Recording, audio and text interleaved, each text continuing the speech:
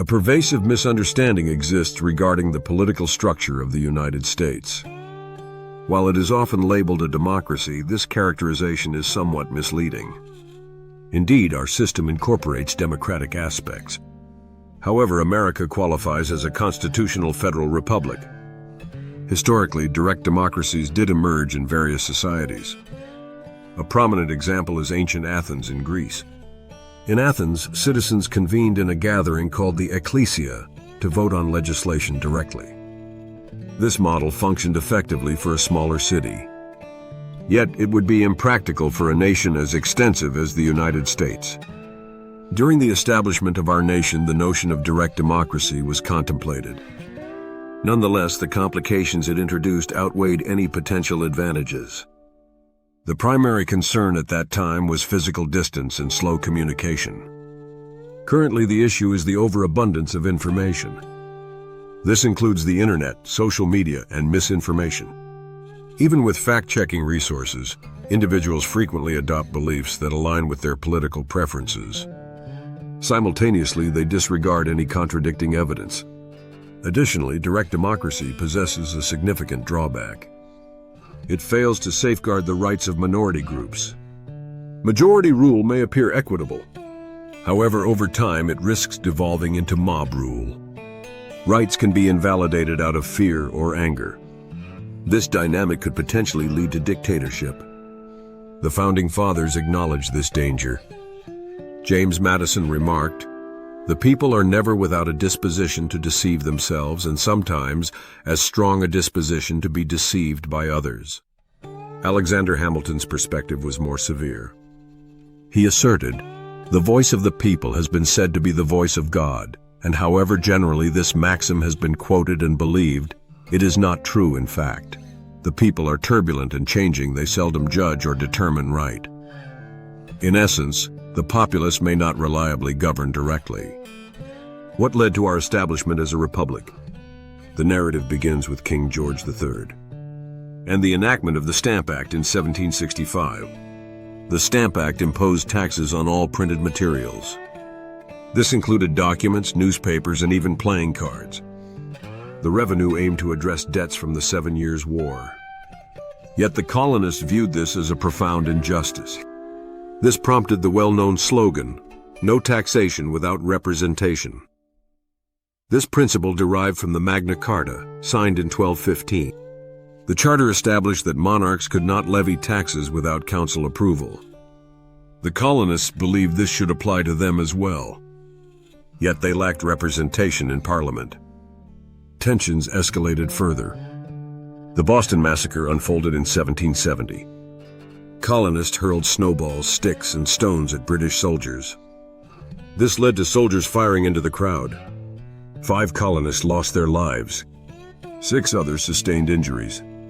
Anti-British sentiment intensified as a result. Then the Tea Act surfaced in 1773.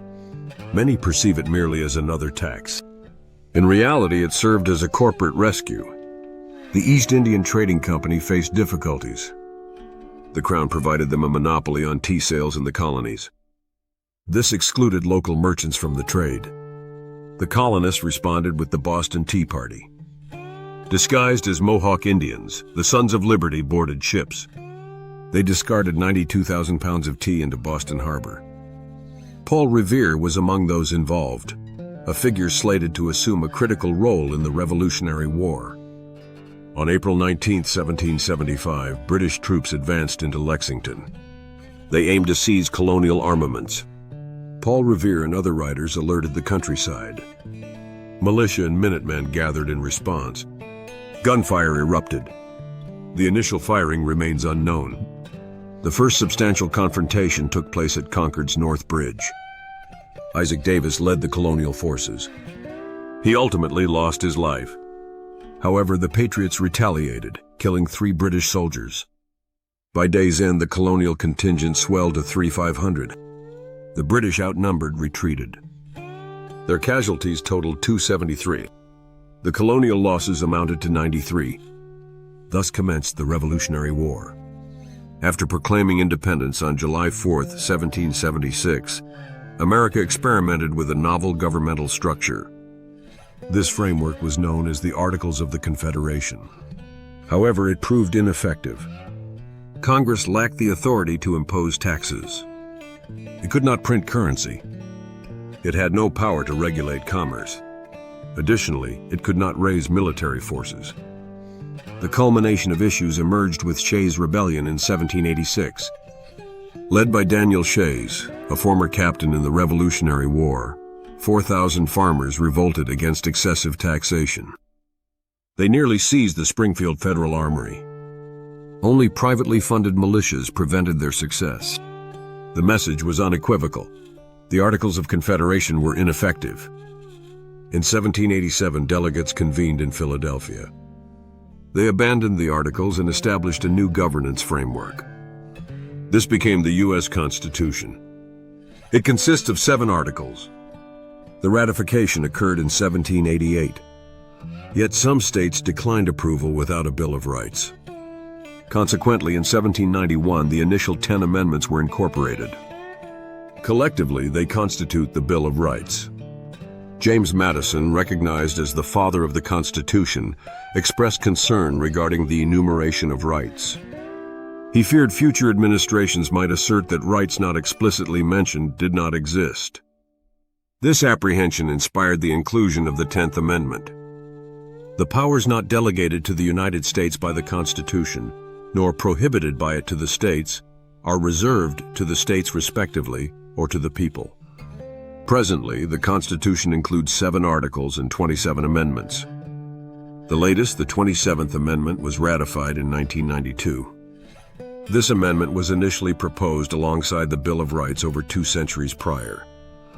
To amend the Constitution, 2 avenues exist. First, Congress can sanction an amendment via a 2/3 majority in both the House and Senate. Second, 2/3 of state legislatures can convene for a constitutional convention. Historically, only the first method has been effectively employed. This encapsulates the genesis of the U.S. Constitution, a framework designed to uphold liberty, to maintain power equilibrium, and to endure.